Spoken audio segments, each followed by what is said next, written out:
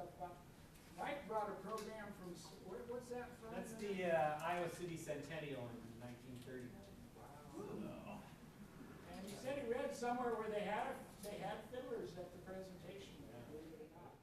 So that would be. Well, and the public library runs clips from the Centennial Parade. We were just talking about John Casper, who's a long time, he fiddled as well as played. Oh, yeah, fiddled yeah. great, yeah. And there's a person that we had all, speaking of guys, grandpa reaching back to the Civil War guys, John's a guy we all played with at old fiddlers picnics. And there's a picture of him in the Centennial Parade playing his accordion. If you're watching it on the television, they have a little film of the Centennial Parade. There's just a little blurb where he's on the back of John Casper, not my granddad. And John's on the back of an old hay rack wagon going down the street. And just for a second, and it's so funny because when I met John, I would have been in my 20s or early 30s, and it seemed like he was already 65 or Right. and it seemed so old. Yeah, exactly. 65 It seems so old. And but anyway, in that Centennial film, he looks like he's like 19 or 20 or something. Yeah. Yeah, this dude Red Wing. I switched banjos. So. Yeah. Do something away from me. Oh yeah. I brought him to my own plane. Huh? I brought him to my own plane. That's why I always see you pick up my phone. Right. Something. Yeah. Just as I'm leaving. Yeah.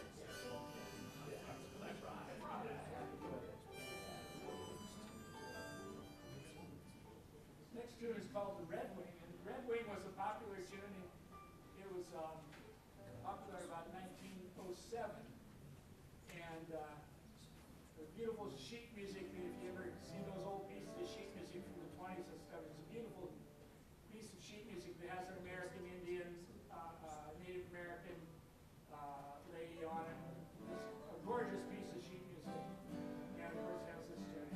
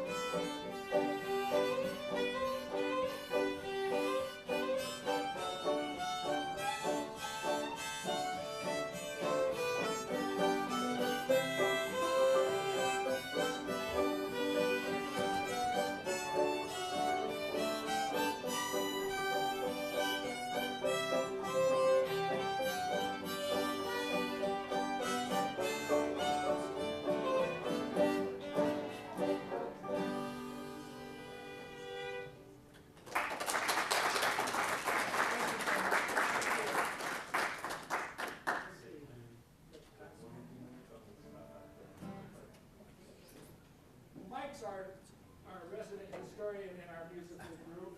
I just made him that. Yeah. News to me.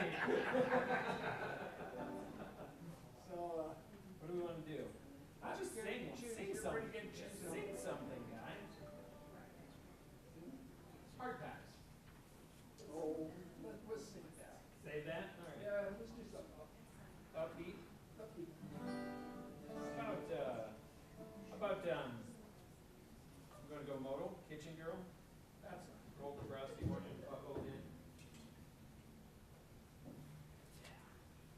I'd like to thank you again for coming out today. It's kind of, it's different for us to play for people who are actually listening.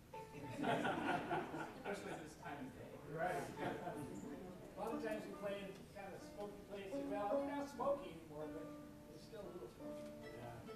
But, Well, my eyes are getting kind of cloudy. Yeah, That's what it seems to be wrong. The mock up is not the same as the old smoke was.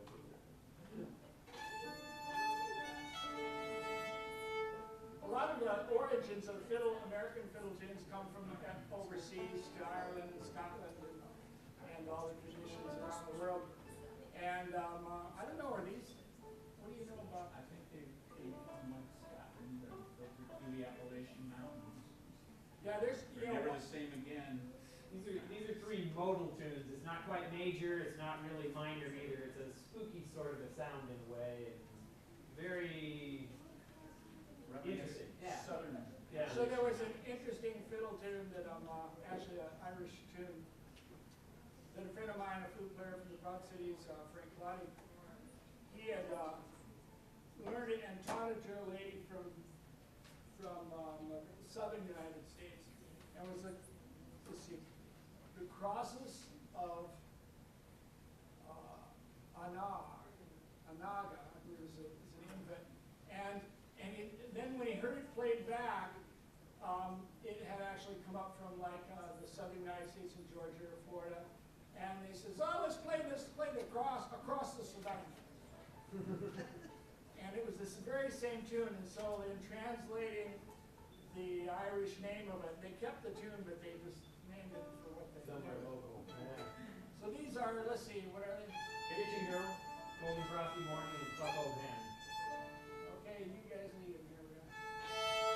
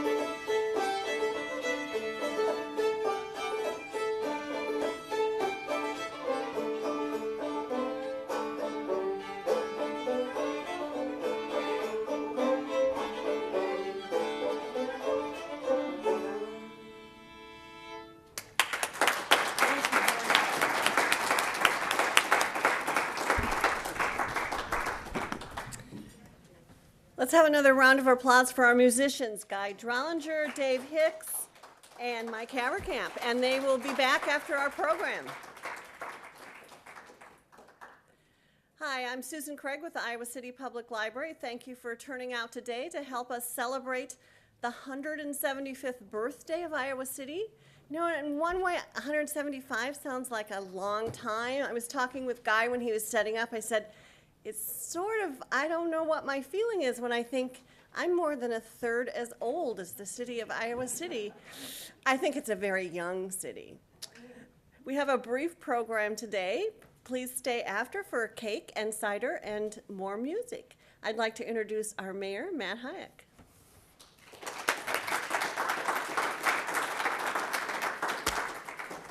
Thank you, Susan, and welcome to all of you to the 175th birthday party for the city of Iowa City. On behalf of the city, I want to extend a welcome to you. Music, history, trolley rides, cake, winter fireworks, just a typical weekend for Iowa City. Not really. A lot of work went into these events, and Susan and her crew played a big role. So did Marion Carr, our city clerk, and I want to recognize Marion and her folks. And the many volunteers who helped put this together. It's been a great weekend. You know, we also owe a debt of gratitude to the members of our community who study our history, who chronicle the events and the institutions and the individuals of Iowa City over the years. I'm talking about people like Mary Bennett, the Historical Society, and local historian Bob Hibbs, and the late Irving Weber, and Linda Schreiber back there. There are a lot of people who have done such work over the years to record and to interpret our shared past. And I think without that work, our heritage slowly dissipates over time. We forget it. And our understanding of place and context weakens. So those are very important roles that these individuals play in our community, and it's often an overlooked and underappreciated task. It's a labor of love, no doubt. It's not financially rewarding to do these things, but people who love our history and love studying it have certainly done much to record it. Iowa City has come a long way since 1839, when during the first session of the first Legislative Assembly of the Territory of Iowa, it was selected to be the, quote, seat of the government of the territory, closed quote. And at the time, Iowa City was a series of fields and woodlands, not much here. Essentially, it was a blank canvas. And months later, after the survey work and other planning, the recorded history tells us that there were 23 streets, 1 avenue, and 1 promenade. Quite a beginning, I would say. Now, if there are any purists in the audience, and I see a few out there, I'll be the first to acknowledge that settlers did populate Iowa City prior to 1839 when Iowa City was established. And of course, there were native populations as well. But in terms of the European migration here, I just want to tell you, I did my college honors thesis on early migration into Johnson County. And Mary Bennett from the Historical Society helped me with it. And the serious students of local history will know that the pre-Iowa City history, so to speak, or at least the pre-European Iowa City history, includes these things, includes what were called land claim clubs, which were groups of pioneers who came to the area before the federal government opened up the lands and made legal title available. And these land claim clubs formed, and depending on who you ask, they were either sort of the seedlings of democracy on the frontier, or they were vigilante groups who band together to protect their staked out plots against the latecomers who arrived with deeds in hand. And it's a very interesting history, and predates Iowa City's so-called birth date. But if you have any interest in this, my thesis has been sitting quite lonely, I would add, for the last 22 years over at the Historical Society, and it is riveting reading material, trust me. The purists in the audience will also note that Iowa City, as an incorporated municipality, is a youthful 161 years old.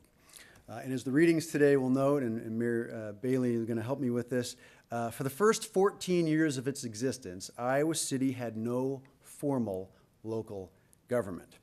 And I see some city councilors out there having sat through about a 6-hour meeting last week. I'll admit to you that the concept of no local government sometimes has a nice ring to it. But whether we use 1853 or 1839 or any other date, the growth and change of Iowa City over time is without doubt remarkable. We enjoyed a brief stint as the state capital, and when the capital was moved west to Des Moines, we became a university town and have been ever since.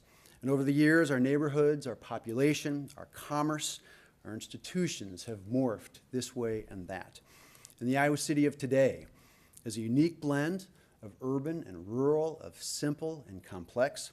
We're known for our writers, our musicians, wonderful musicians, I would add, our businesses, our educational institutions, our healthcare systems, our sports, our culture, and many, many other things. And what the community would look like 175 years hence could not have been predicted with much accuracy in 1839. But I think that our founding fathers and mothers would be proud to see that in 2014, Iowa City is a vibrant, dynamic, growing place, and one that is recognized as one of the best places in the country in which to live and learn and play and raise a family. And so today, we're here to celebrate Iowa City's heritage and cut some birthday cake and enjoy some cider. And I think we're all fortunate to call Iowa City home. So those are my opening remarks, but at this time, former Mayor Regina Bailey and I are going to get up and read some excerpts to you. Now, if you were in October participating in the book festival, you would have seen Ron Clark and Jody Hovland, whose professional training is slightly better than ours, read these pieces, and so we cannot do justice to their dramatic flair. But Mayor Bailey and I wanted to read some excerpts from some of the historical texts talking about the process by which Iowa City came about in the 1830s. And so to set the stage, we're going to read a couple of pieces from a book called Iowa Through the Years. It was written by a gentleman named Cyrenus Cole, who was a historian, writer. I think he became a congressman from Iowa at one point in the 1920s. And this book is is roughly a century old. And the history book itself was used by Irving Weber. And in fact, the book that they used to draw these pieces from has Irving Weber's handwritten notes in the margins. So there's one piece from this book called The 1833 Birthday of Iowa, and it reads as follows. On the first day of June, 1833, the Indian title to the lands of the Black Hawk Purchase expired. On that historic day, the white men did not wait until daylight to enter this new promised land. At the three ferries, which were hastily established at Dubuque, Burlington, and Rockingham, long lines of covered wagons waited their turn to cross the river. Where there were no ferries, men crossed in boats, swimming with horses beside them. All they needed was an axe with which to blaze what they claimed and a gun with which to defend themselves and to shoot game for subsistence. The first comers followed the streams along which grew the trees out of which they could build cabins and make fuel when winter came. But all did not select land for cultivation. Many looked for possible mill sites and even town sites. Many of the mills they planned were never built, and many of the towns they platted refused to grow. Not many fields were planted during the first year, and fewer yielded harvests. The planters had arrived too late in the season, and the prairie sod was too hard to subdue. A little sod corn and a few vegetables were the limits of production, but the squatters did not need much more than what they could obtain with guns and fish hooks. A few necessities could be obtained from boats on the Mississippi River. Wild fruits and berries served as luxuries, and nuts became staple articles of food in winter.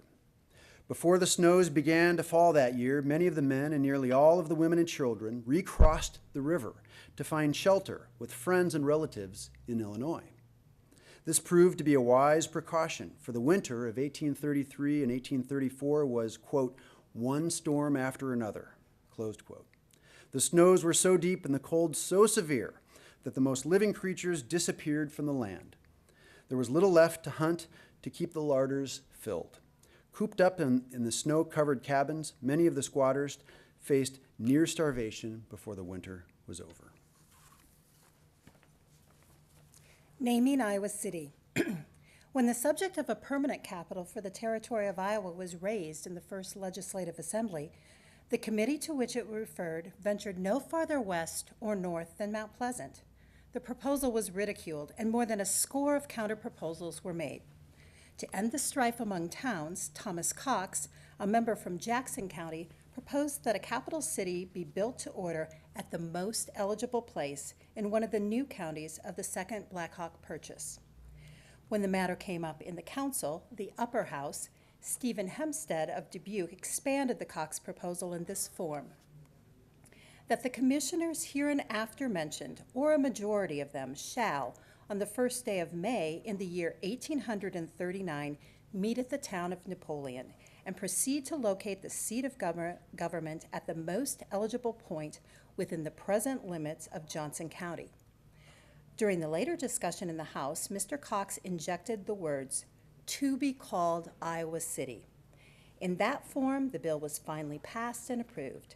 3 commissioners were then elected in a joint session of the 2 houses: Chauncey Swan, John Ronalds, and Robert Ralston.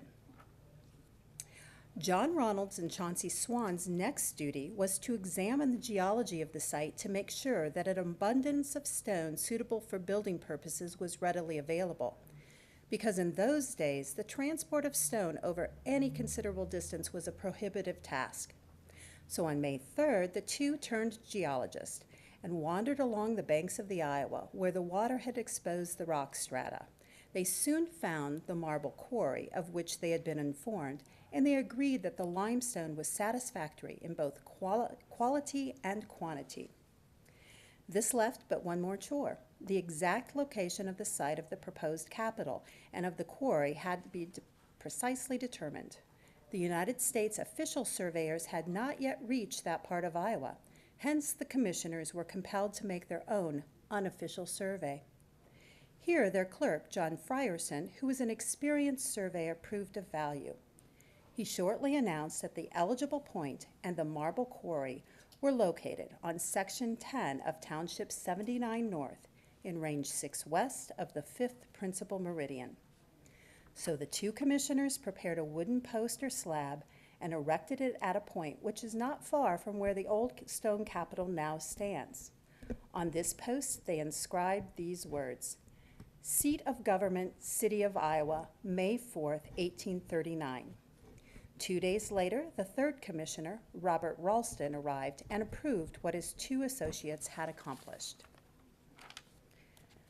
Founded by government, christened by government, located by government, its site donated by government, planned by government, surveyed by government, its principal building erected by government, Iowa City was without a local government for 14 years.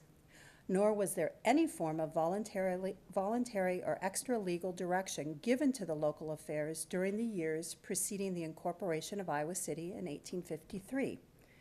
To be sure, the Iowa City community enjoyed the peace of the United States and the peace of Iowa. Its inhabitants were under the protection of the laws of the nation and the police statutes of the territory, or later the state. But there was no mayor to appeal to, no council to petition, no police to preserve order, no municipal lighting, no municipal water, no municipal sewage, no municipal improvements of streets and parks. There was, however, in the situation, an advantage that seemed to mean much to the citizens. They were free from annoying municipal regulations, and they were not called upon to pay city taxes. And so all attempts to incorporate the town were rejected for 14 years. Sounds very tempting. This piece from Benjamin Shambaugh, who was a professor at Iowa about a century ago and for whom Shambaugh Auditorium was named. During the late 1840s and throughout the 1850s, the people of Iowa City were deeply interested in the establishment of a state institution of higher learning in their midst. And so the citizens of Iowa City were deeply concerned with legislation pertaining to the State University of Iowa, which had been established by the First General Assembly in an act approved on February 25, 1847. while this act had located the university at Iowa City, on the assumption that the capital would soon be removed to a more central point in the state, the public buildings at Iowa City and the lots upon which they were located were donated to the university. Then we're going to close with a couple of excerpts from the proceedings of the old settlers of Johnson County at their annual reunion from August 17, 1899. And these are some materials that our friends at the City of Literature obtained. And these next two pieces were read to the audience at this old settlers reunion in August of 1899. The first piece came from Professor Shambaugh, who at that point would have been very young in his career, and he had a piece called "The Pioneer," and he said as follows to the group: "To be called upon to address Iowa pioneers is always an honor. It is more than this; it is a rare privilege. For to stand face to face with pioneers is to inspire feelings of reverence and foster a wholesome respect for our ancestors. To study the lives and characters of the pioneers of Iowa is to strengthen our confidence in the future of this Commonwealth. For the Iowa of today and tomorrow is largely determined by those who first settled upon these hills and prairies. It is with a reverence such as stirred by the sight of the headwaters of some mighty river that we turn to the consideration of the character of the pioneers of Iowa. They were young, strong, and energetic men, hardy and adventurous. Caring little for the dangers and toils of the frontier, they extended civilization and reclaimed for their industry of the world vast forests, prairies, and deserts. By their industry, they added much to the utilities of the country. They made roads, built bridges and mills, cleared the forests, broke the prairies, erected houses and barns, planted orchards, and defended the settled country against the Indians. Especially, they were distinguished for their intelligence, hospitality, independence, and bold enterprise. Nor are we surprised to find the pioneer had these characteristics. It is simply indicative of a more or less perfect adaptation to the conditions of his life.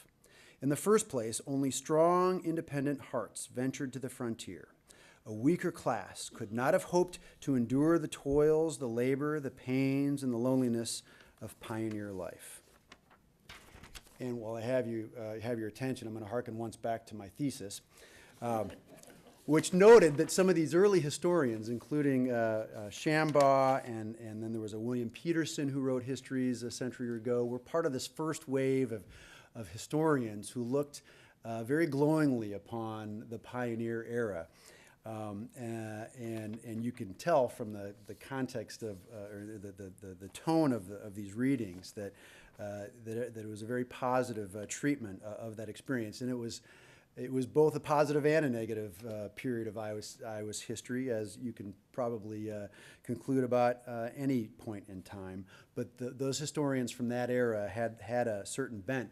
These revisionist historians who came along in the 1940s and 1950s took a different view and exposed some of the underbellies, if you will, of the westward expansion. That's probably in pages 1 through 90 of my thesis, and I invite you to take a look at that. The last piece at the Old Settlers Reunion in 1899 was a letter that was received by a Hugh Tarbett, now of Victor, Colorado, where he is a popular justice of the peace and notary public, who had received a copy of the Republican, which was a local periodical. And he had written to the pioneers in a brief letter, or actually he'd written to the newspaper concerning the reunion. Dear Editor, Republican, this morning as I entered my office, I found the Republican upon the floor, it having been thrown over the transom by someone. Imagine my surprise when I read Iowa City on it. 36 years ago, I left Iowa City to join the United States Navy and have not seen a copy of the Republican since until today. I noticed names of some old pioneers, and it seems like turning back to the first pages of my life, and it brings to remembrance things that were almost extinguished in my mind. The white bread of my life was eaten in Iowa City, and I cherish the Athens as one of the dearest spots on earth. I cannot contemplate it without feeling a particular sensation within my breast. The old stone church, the American house, the Crummy house, where the stages used to stop, the Capitol, and LeGrand Byington making a 4th of July speech on the front steps, the late Senator Moses Bloom, the clothier, making a talk to the boys going to the war from the top of a boxcar at the Rock Island Depot, Judge Malcolm Murray bidding the 22nd Iowa goodbye and his "God bless you, I swear you all in, and may God spare you to come back, and that I may swear you all out." These things and many more crowd upon my memory until I am unfit for business for the day. Yes, Iowa City is a lovely place. In all my wanderings, I have not found its equal. So, these are the pieces that were read at the book festival a couple of months ago. We wanted to repeat them today. They're available through the library, and we're glad to have you with us. So with this, I think we'll adjourn to cake and cider, and we appreciate you being here. Thank you.